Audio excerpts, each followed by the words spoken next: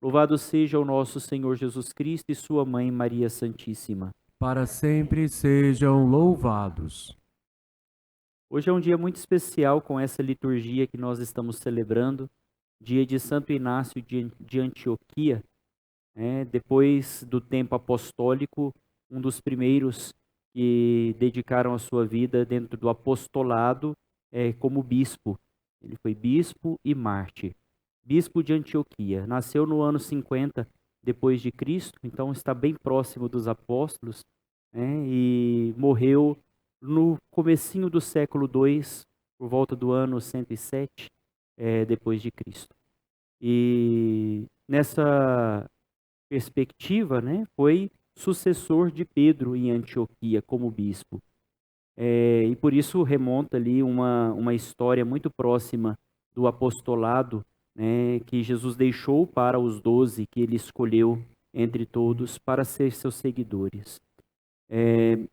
Nós podemos ver aí dentro da sucessão apostólica o episcopado como uma resposta de Deus que perdura até os dias de hoje e que faz com que a igreja se torne unida, né? E hoje, de um modo especial, por meio do Papa e do Colégio dos Bispos, nós temos uma igreja que vive uma comunhão.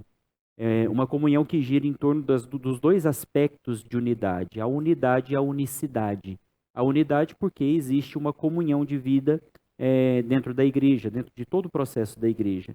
E a unicidade porque existe um só Deus, uma só fé, um só batismo, um só Senhor, né? E por isso, essa única igreja de Jesus Cristo, ela se manifesta por meio dos seus ministros, né, que são os sucessores dos apóstolos, os bispos. Santo Inácio de Antioquia tem uma característica muito interessante, né? Desde o começo da igreja, houveram muitas heresias que insurgiram e que ameaçaram a unidade da igreja. E por isso, Santo Inácio foi responsável para lutar pela unidade da igreja, né? Em torno do Papa, né? Do sucessor de Pedro, na verdade, e em torno dos bispos, que foram sucessores dos apóstolos.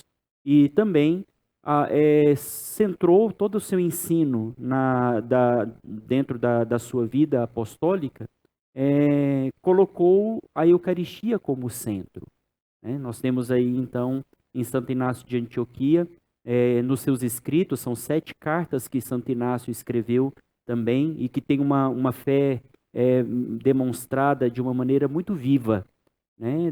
Do modo como os primeiros cristãos viviam os sacramentos e a vivência da fé no seu conjunto. Santo Inácio traz, então, a Eucaristia como uma centralidade para a vida cristã. E é interessante que, quando vai para Roma, ele é maltratado, né, pelos soldados romanos e é consolado pela comunidade dos fiéis. Isso traz também assim, uma grande alegria. A igreja que acolhe o bispo que estava ali, foi maltratado e depois foi consolado pela igreja. Maltratado pelos pagãos e consolado pela igreja, pelos fiéis da igreja. No fim da sua vida, Santo Inácio foi levado para a arena e lá ele foi devorado pelas feras, né? E é interessante, foi o seu martírio. Mas interessante é que antes de morrer, ele dizia que queria ser trigo de Deus, trigo nas mãos de Deus, para se tornar pão, pão resistente, pão forte, né? Como a Eucaristia.